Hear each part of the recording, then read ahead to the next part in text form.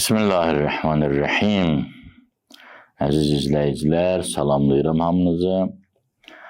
Bir məsələni, bir mövzunu istədim ki, diqqətinizə çatdırım. Bizim ziyarətnamələrimizdə Əhl-i Beyti salamlamaq var. Esselamu aleykə ya Əbə Abdillah. Esselamu aleykə ya Əmirəl-Müminin. Esselamu aleyki ya Seyyidətə Nisa'il Aləmin. Esselamu aleykə ya Resulallah. Hətta mələkləri salamlamaq var ziyarətnamələrinin bəzilərində. İzni duxul deyilən bir şey var. Müqəddimədə daxil olmağa icazə istəyirsən, orada mələkləri də salamlayırsan, ənbiya, övliyanı salamlayırsan. Ziyarətnamələrdə deyir, Esselamu alə Adəmə səffətillah, Esselamu alə Nuhin nəbiyyillah və s. Salam verirsən peyğəmbərlərə, imamlara. Bu salamlar bəzən təkcə peyğəmbərlərə, imamlara, şəhidlərə olur. Bəzən onların ətrafındakılara da bu salamlar deyilir. Məsələn, Aşura ziyarətində biz oxuyuruq ki, Esselamu aleykə ya Əbə Abdillah. Ey Əbə Abdillah, salam olsun sənə. Və aləl ərvahilləti həllət bifinaik. Və salam olsun canını sənə fəda edənlərə. Həm İmam Hüseyin əleyhissalama salam veririk, həm Kərbəla şəhidlərinə, imam olmayan insanlara salam veririk. Lənət də elədi. Sən deyir ki, Allahümmə əl'ən əvvələ zalimin zələmə haqqə Muhammedin və ali Muhammed sallallahu aleyhi və aleyhi ilahi. Lənət et Muhammed ali Muhammed sallallahu aleyhi və aleyhə ilk zülm edən şəxsə və axirə tabi'in ləhu alə zalik. Və ən sonuncu şəxs ki, onun dalıcı edəcək, zülmün davamını gətirəcək, ona da lənət elə. Yəni, həm Yezidə lənət oxuyuruq, həm Yezidin ətrafındakılara. Həm Hüseyin əleyhissalama salam veririk, həm Hüseyin əleyhissalamın ətrafındakılara. İmam Sadiq əleyhissalam bir hədisində buyurur, Biharül Ənvarda da hədis buyurur ki, necə ki Peyğəmbər sallallahu aleyhi və səlləmi sevmək vacibdir, o həzrətin vəfatından ya şəhadətindən sonra onun yolunu həqiqi davam etdirən şəxsləri sevmək də vacibdir. Sonra nümunələr göstərir, Səlmanı sevmək vacibdir, Əbu Zəri sevmək vacibdir, Miqdadı sevmək vacibdir, sair bir. Buyurur, onlar da Resulullah sallallahu aleyhi və aleyhin yolunu davam etdirdikləri üçün onları sevmək vacibdir. Buradan həm də bu çıxır ki, Resulullahı, imamları sevmək ona görə vacibdir ki, onlar dinin bir parçasıdırlar. Amma digər səhabələri ya şəhidləri sevmək, onlar hər nə qədər ki, dinə tabidirlər, yəni o dinə tabiçiliyi sevmək deməkdir. Haqqa tabiçiliyi sevmək deməkdir. Məsələn, Kərbəla şəhidlərini sevirsənsə, məsələn, Züheyr ibn Qeyn, salamullah aleyh, Kərbəla şəhidlərindən biridir. Züheyrin bütün həyatını sevmirsən. Züheyrin həyatının əvvəli Əhl-i Beytə düşmən münasibətdə olub. Ya Hürr əleyhissalam ki, əvvəlcə Yezid qoşununun komandiri idi, sərkərdəsi idi. Onun Hüseyin əleyhissalamın yolunda canını fəda etməsini sevirsən. Yəni, əslində dəyərləri sevirsən. Ümumiyyətlə, bu Əhl-i Beytə və onun tərəfini saxlayanlara salam, yaxud onların düşmənlərinə lənətin kökü Quran-ı Kərimdən gəlir.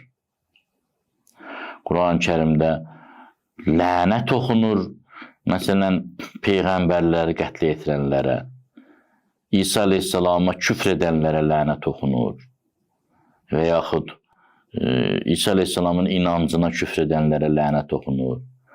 Quranın hökmü ilə hökm verməyənlərə lənət oxunur.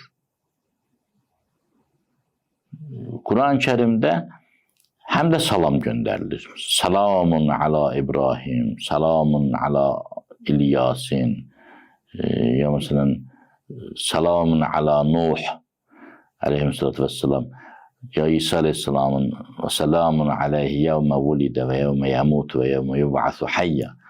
Onun doğulduğu günə salam olsun, onun Peyğəmbər təyin olunduğu günə salam olsun, onun öldüyü günə salam olsun. Bu salamlar Quran-ı Kərimdən qaynaqlanır və lənətlər Quran-ı Kərimdən qaynaqlanır. Quran-ı Kərimdə Peyğəmbərlərə salam göndərilir.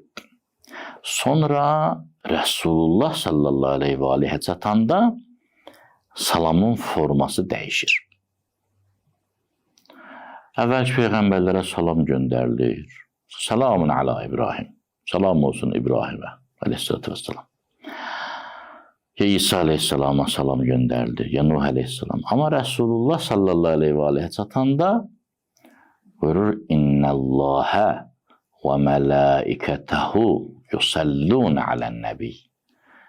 Şübhəsizdir ki, Allah Cəllə Cəlaluhu və onun mələkləri davamlı şəkildə Peyğəmbərə salam göndərirlər, salavat göndərirlər. Allah da, onun mələkləri də. Göndərdilər yox, göndərirlər, hal-hazırda da göndərirlər. Daim göndərirlər. Sonra bizi də qoşur özlərinə, buyurur, ya eyyuhəl-ləzīnə əmənu, ey iman gətirənlər. Bu ey iman gətirənlər, yəni imanınız varsa əgər, həqiqətən Allaha inanırsınızsa, sallu aleyhi və səllimu təslima. Siz də salavat göndərin. Allahümmə salli ala Muhammedin və ali Muhammedin və əccil fərəcəm. Siz də salam göndərin. Və bu əmr əbədi bir əmrdir. Kimsə durub iddia etsə ki, Quran-ı Kərimin bu əmri səhabələrin dövrünə, Peyğəmbər sallallahu aleyhi və aleyhin həyatı dövrünə aid idi, sonraki dövrlərə aid deyil. O gülünc vəziyyətdir bu. Yəni, bu nə deməkdir?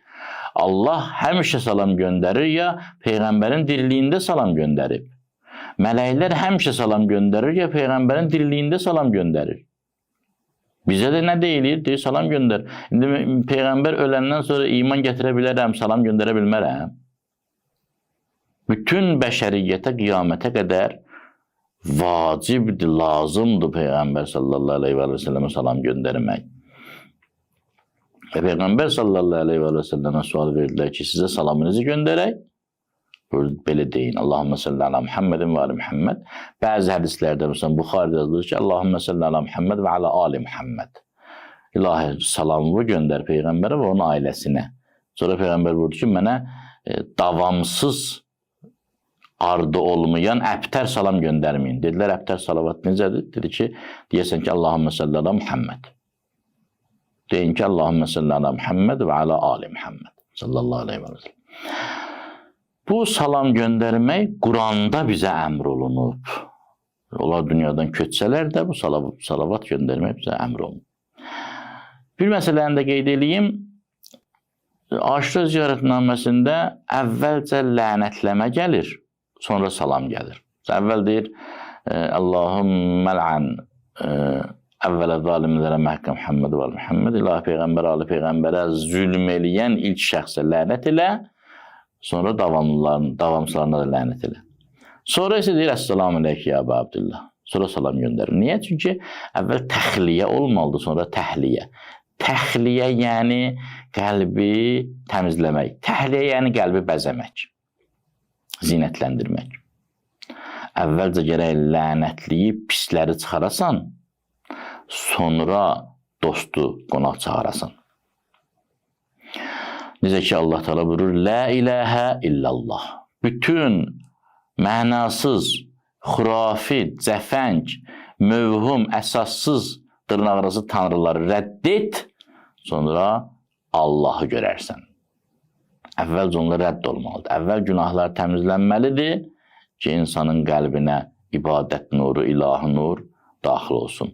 Lənət və salavatda da belədir. Əvvəlcə pisliyə lənət olmalıdır, pislərə lənət olmalıdır ki, biz dəyərlərə zidd olana qarşı öz münasibətimizi bildirək. Biz zalımı lənətləməsək zülmə nifrət etmərik. Bu bir psixoloji durumdur. Biz zülm əhlini pisləməsək, lənətləməsək, zülmə nifrət yaranmaz bizdə. Biz şeytana lənət oxumasaq, şeytanətə nifrət etmərik.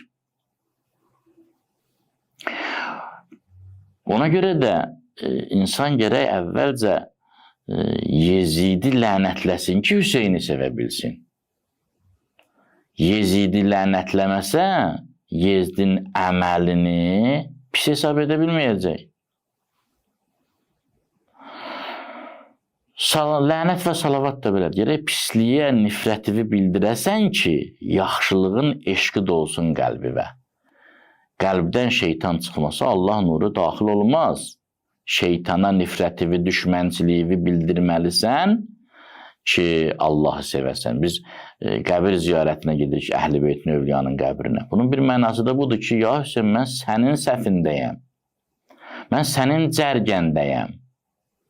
Səni öldürənlər istəyirdilər ki, sənin ətrafında kimsə qalmasın. Mən sənin ətrafındayım.